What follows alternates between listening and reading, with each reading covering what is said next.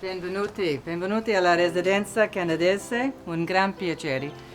È una dimora storica. In passato era il territorio del famoso generale africano e più recentemente era la casa del Dino Grandi, del ministro degli affari esteri durante il tempo di Mussolini. Canada ha comprato la casa dopo la seconda guerra mondiale, una casa dei veterani, e per questo installata questa targa in onore dei veterani canadesi che hanno combattuto qui in Italia durante la seconda guerra mondiale. Vieni, prego.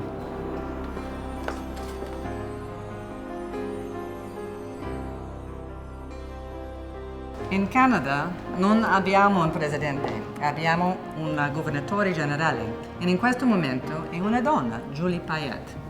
Lei è venuta in visita in Italia lo scorso dicembre per il 75° anniversario della Seconda Guerra Mondiale. Ha visitato molti paesi in Italia. Un fatto molto interessante è che era un'astronauta. Quindi, quando ho incontrato il presidente Mattarella, gli ha presentato un regalo molto speciale. Era una foto scattata dalla Stazione Spaziale Internazionale. Questo è un esempio molto più piccolo di quello che è nell'ufficio del Presidente.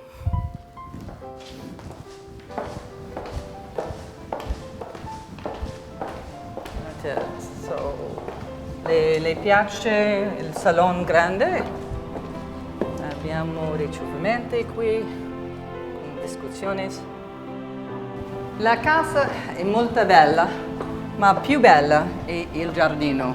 Un'oasi verde nel centro di Roma, con un centinaio di pini e 70 ulivi. Un paradiso.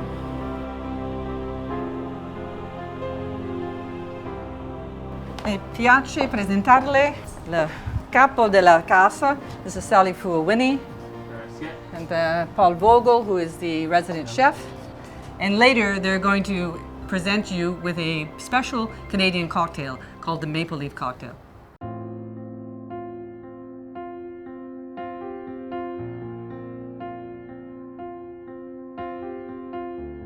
Well, this truly is a challenging moment for Canada, for Italy, for the world. The very first priority, of course, has to be to control COVID-19 and, of course, to find the vaccine that will allow us to go back to some normality. Sono molto colpita della solidarietà del popolo italiano. I mean, throughout the crisis, I've been so impressed by their discipline and by their strength. And I've also seen the friendship that's come from Canada. There was a group that went and established a mobile clinic in Cremona. And Canadian, particularly Italian Canadians, raised over $1 million with a fundraising campaign for the Red Cross that was run by the Italian embassy. These are the moments that are important because this is solidarity and friendship, and that will be critical to be able to find the vaccine. And so I do think that is the most important right now. We're working very closely with many partners, but particularly Italy. In normal times, there are probably over 700,000 Canadians that come to Italy every year, tourists, family members, business people, and so obviously we are very anxious to be able to reopen. But that won't happen in the immediate future because our first priority is protecting our people. My minister, Minister François-Philippe Champagne, came just about a month ago. It was one of his first visits. He came to Italy. He wanted to meet with Minister Di Maio because he was so impressed by the lessons learned through the crisis and also the cooperation that we're doing with regards to both research but also with supporting developing countries to make sure that they will also have access to vaccines like the COVAX facility. So that is the first. The economy, of course, is the second. We're both going through a second wave, and we realize at this time we have to protect our economies. We cannot lock them down as we had to do during the first. I am fairly optimistic, and that may sound a bit curious, but particularly for Canada. Canada came into the pandemic in a very strong state. We were the fastest growing economy in the G7. We were the second best financing system in the world. We had the lowest debt ratio. But even since then, we've made some important investments. So we've invested obviously in education. We have the most educated workforce in the world, and that's important. We have the skilled labor. We've also made investments in key sectors, and I think one of them is artificial intelligence. There are over 800 companies doing artificial intelligence in Canada right now, and I'm so proud that we have 3 of our cities in the top 5 high-tech cities in the world. Life sciences, another important area, and Canada has one of the largest number of biotech companies. So I think we're really well positioned in these key sectors. But again, as I said, we can't do it alone. We have to do it with partners. And Italy, again, is a very important partner for us. We have some great research that's going on COVID and many other areas. But we also realize that it's not just about the economy. It's about people. And so the building back better is the philosophy, I think, of both Canadian and Italian governments, that we have to build an economy that will take advantage of being greener, more sustainable, and providing jobs for our youth in these high technology fields.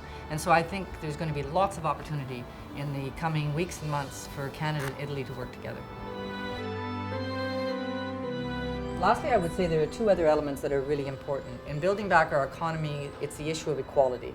We want to close the gender gap. We want to provide more opportunities for Blacks and Indigenous peoples, and we really want to start to address inequality. And I believe that those are values that are very close to the heart of Italians and the Italian government. And then lastly is the environment. Right now it is COVID-19, but we cannot lose sight of the importance of climate change. And our Prime Minister has reiterated that we will meet the Paris Agreement targets that we have set, that we will meet net zero emissions by 2050, which is very, very important. And something that I think the audience would really like to know is that we have committed to protecting 1/4 of Canada's land and sea areas. This is a big country. We're talking about the size of territory 8 times the size of Italy. This is so important in keeping that biodiversity and the heritage for the future. And finally, we are committed to planting 2 billion trees in the next 5 years.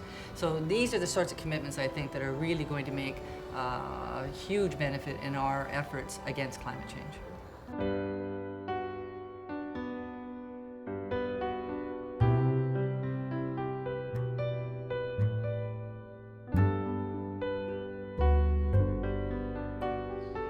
Per me il cuore del Canada è in Valle dei Liri e Ortona. Perché? Because this is where Canadian soldiers, 95,000, fought for the liberty of Italy, and so many of them, almost 6,000, died. It's a story that's not well known in Canada. It is known here. When I visit those towns, I hear the stories, not only of courage, but of humanity, of Canadian soldiers who really helped women to protect them, who shared their meager rations with families, or who gave chocolate bars to children. But the nicest story I've ever heard was, of course, the Piccolo Gino. Piccolo Gino era un orfano italiano, and he was adopted by a group of Canadian soldiers. They not only looked after him while they were here, but after they left, they made sure he had money for education, for living, and helped him connect with his family. So those are the stories that really inspire me, and I think they tell the story of the friendship, the long-standing friendship between Canada and Italy. As I mentioned before, the Governor General was here just last year for the 75th anniversary. She came with 15 veterans, and we went to many of these towns. And these men, who are now well in their 90s, maybe a few over 100 years of age, suddenly were 20 years old as they remembered these stories, they remembered their colleagues that had fallen, and they met the townspeople where they had been so many years ago. So questi sono i legami che legano un popolo, valori condivisi di libertà e di sacrificio personali. I actually have my own veteran, and that was my father-in-law. This is Václav Fiegler. He fought in Monte Cassino. He fought with the Polish Second Corps, and in fact, he found his wife here, although she's not Italian, she was Greek, and they married here in Rome 73 years ago. So it really has a special place for me. We've had an opportunity to visit Monte Cassino with him. He passed away last year, but not without telling us all the many stories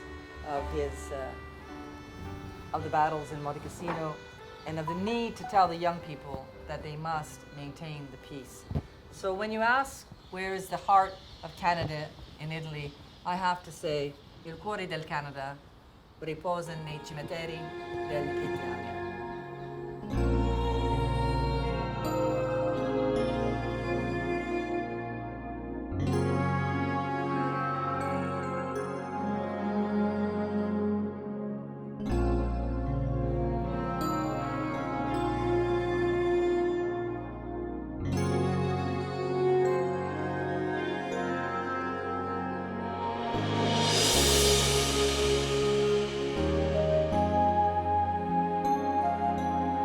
Vi invito per un aperitivo canadese. I'm using a Canadian rye whiskey to prepare the maple leaf cocktail today. Canadian whiskey is unique because it uses rye instead of corn. The rye produces a particularly spicy aroma for the whiskey. Canadian whiskey must be aged for a minimum of 3 years and in small wooden barrels. I will now pass you to Sally for Thank you, Paul. Thank you. We are also adding some small maple syrup to sweeten the cocktail. Did you know that Canada produces 80% of the world's maple syrup, and most of it is produced in the province of Quebec? Maple syrup is not only delicious on gelato or pancake or even tiramisu, my favorite, but it is also good for you. The very health conscious Italians should know that maple syrup contains many essential minerals like calcium, zinc, manganese, and potassium. Thank you. Grazie Sally for e chin chin.